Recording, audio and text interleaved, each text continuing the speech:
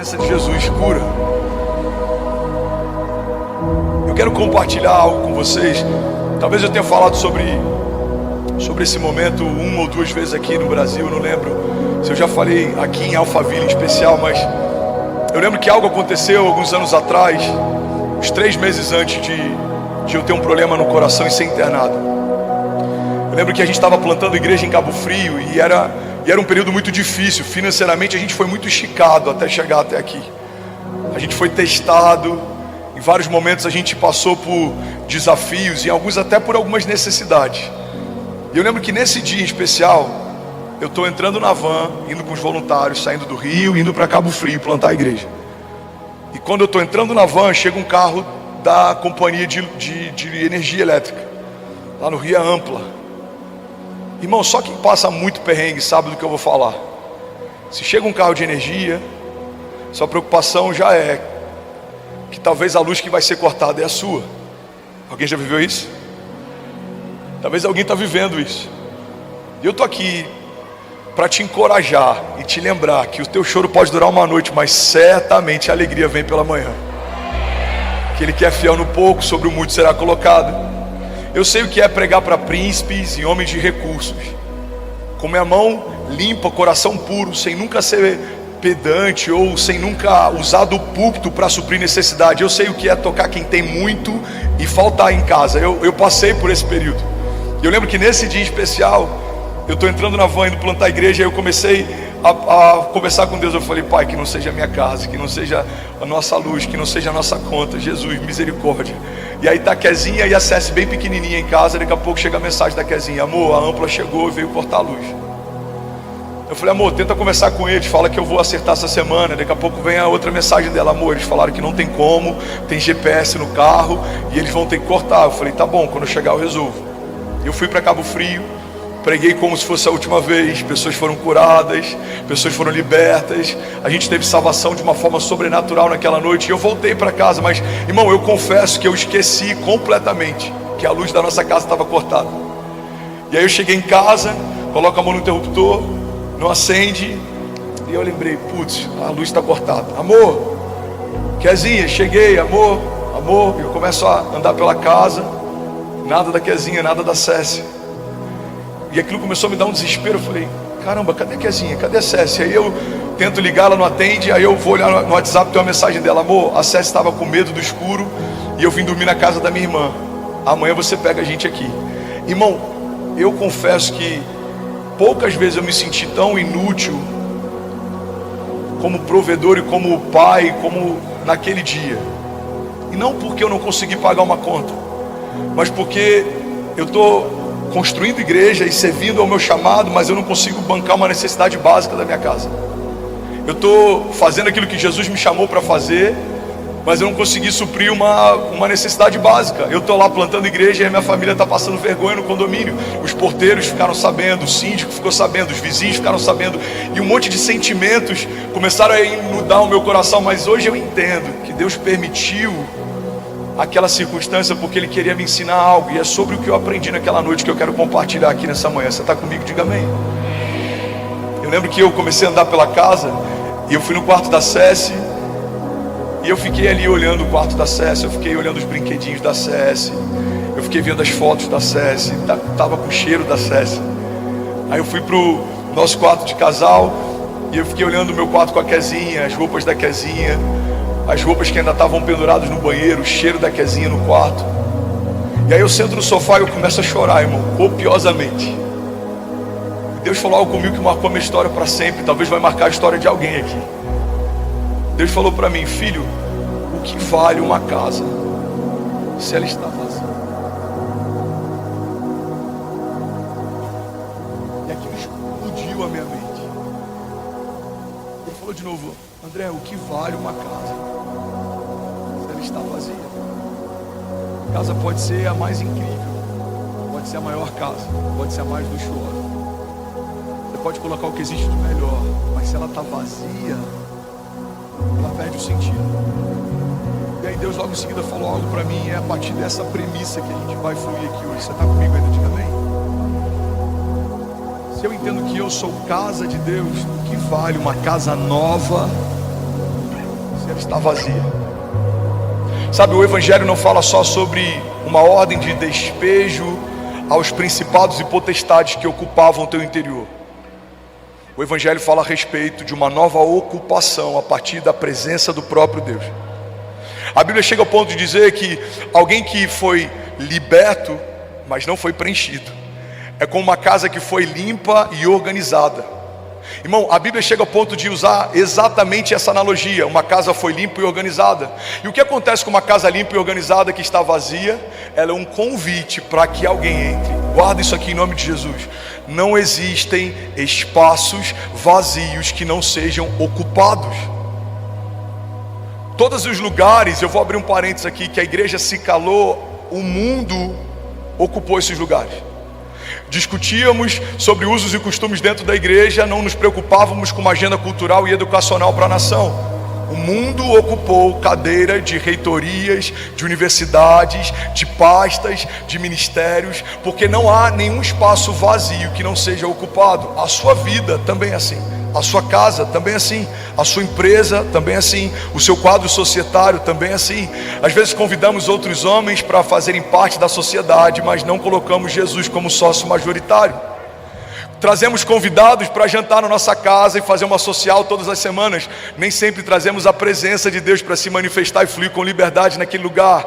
E às vezes a gente se assusta porque coisas acontecem, porque coisas fogem do nosso controle. Irmão, guarda isso aqui em nome de Jesus. 745 curas online, não para. Alguém pode celebrar Jesus? Será que alguém pode declarar isso nessa manhã? Diga: a presença de Jesus cura toda enfermidade. Vamos, se for para Ele, você pode fazer melhor. Tem centenas de famílias sendo curadas. Aleluia! Aleluia!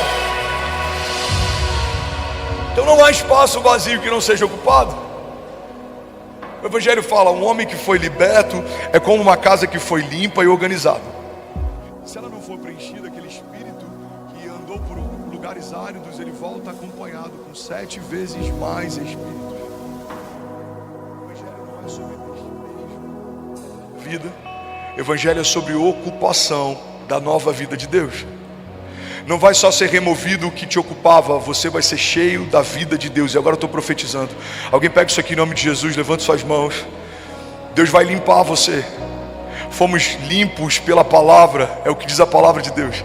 Deus vai remover toda mancha, toda mácula, toda condenação, todo jugo. Deus vai remover toda palavra contrária, toda arma que forjaram contra você. Mas você não vai ficar vazio e limpo, não. Você vai ser limpo e cheio. Você vai ser cheio da glória de Deus, cheio da vida de Deus, cheio do Espírito Santo de Deus. Eu declaro do alto da tua cabeça, a planta dos seus pés, a vida de Deus enchendo você. Seja cheio agora em nome de Jesus. Seja cheio agora em nome de Jesus. Seja cheio agora em nome de Jesus. A presença de Deus, ela é perfeita, ela é plena. Ela preenche tudo que está vazio.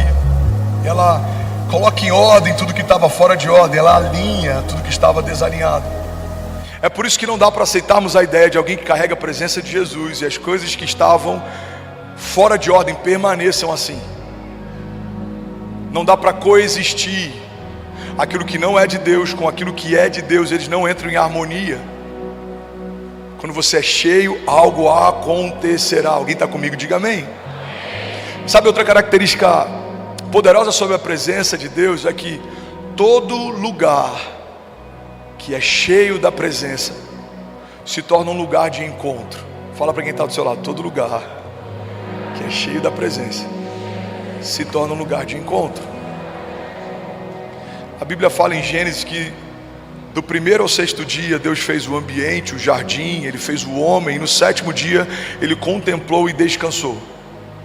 No 8º dia em diante começa então um novo de Deus. Existe um simbolismo dentro da numerologia bíblica. O número 7 significa perfeição, é um ciclo completo, um ciclo perfeito.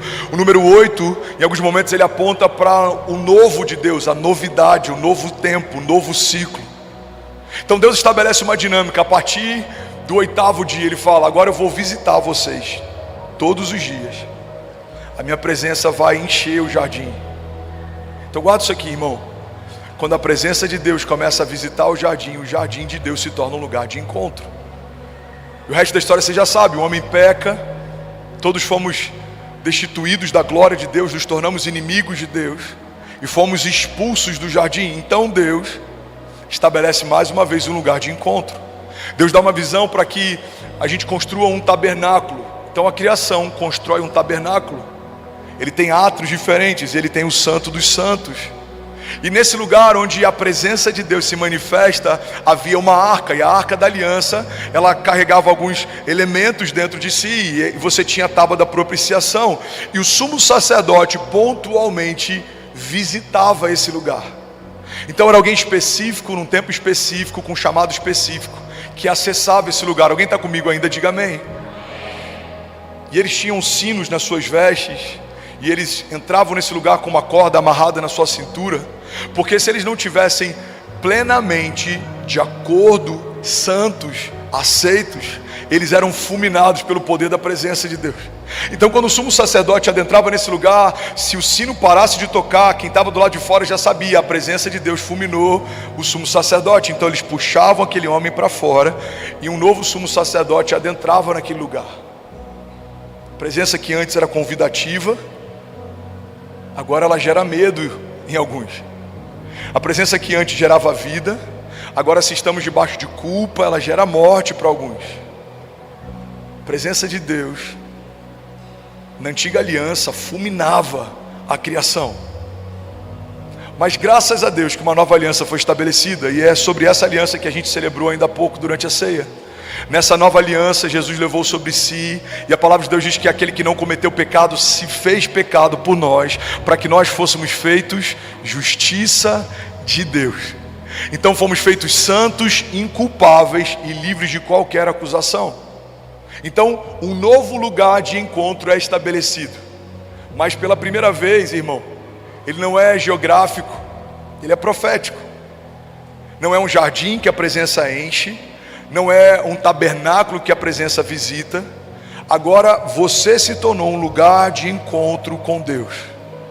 A presença de Deus invade você e habita em você. E sabe o que acontece a partir disso?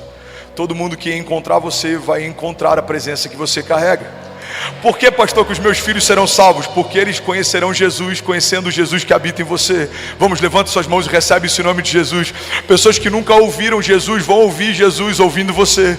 Pessoas que nunca viram Jesus vão ver Jesus vendo você. Pessoas que nunca experimentaram Jesus vão experimentar Jesus experimentando você. Pessoas que nunca tiveram um encontro com Deus terão um encontro com Deus se encontrando com você. Porque você não é mais uma pessoa, você se tornou um lugar de encontro. Por onde você passar, rios de águas vivas fluirão. Por onde você passar, o bom perfume de Jesus vai deixar marcas. Por onde os seus filhos passarem, coisas acontecerão.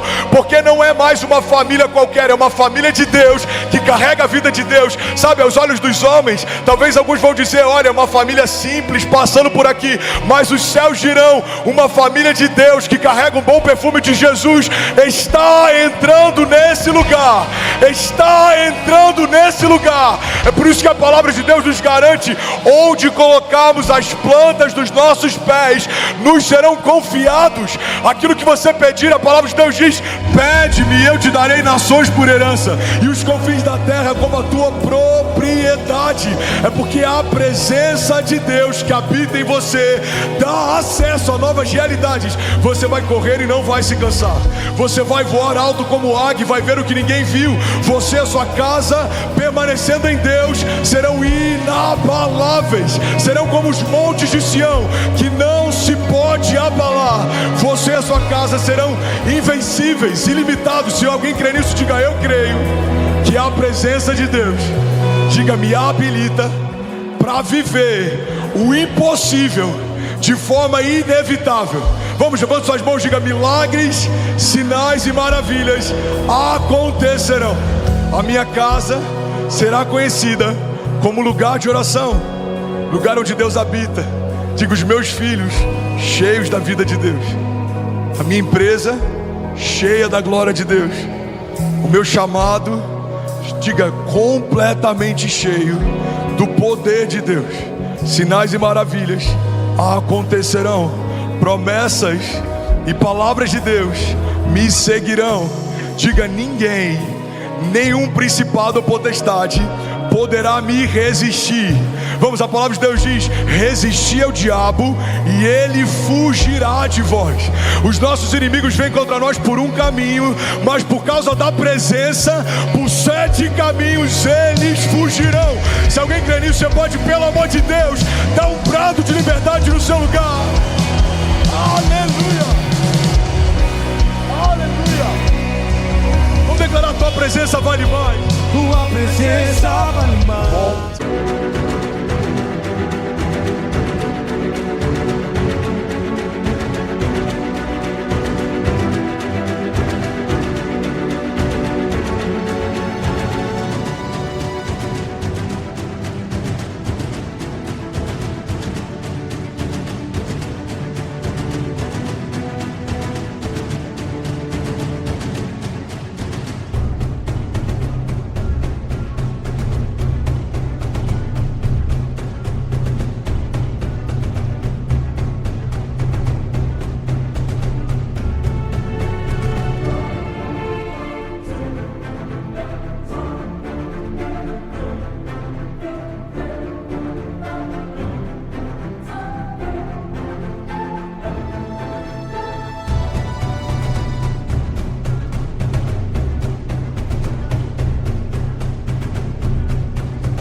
Você acabou de assistir uma mensagem aqui do nosso canal. Eu tenho certeza que ela te edificou e que ela vai gerar algo novo em você. E a gente separou mais 2 vídeos. Eu quero deixar essas indicações aqui para você continuar queimando com Jesus. E eu quero muito te fazer um pedido também. Se essa mensagem te edificou, comenta aqui embaixo, segue o canal, me ajuda a compartilhar para que mais pessoas sejam tocadas também.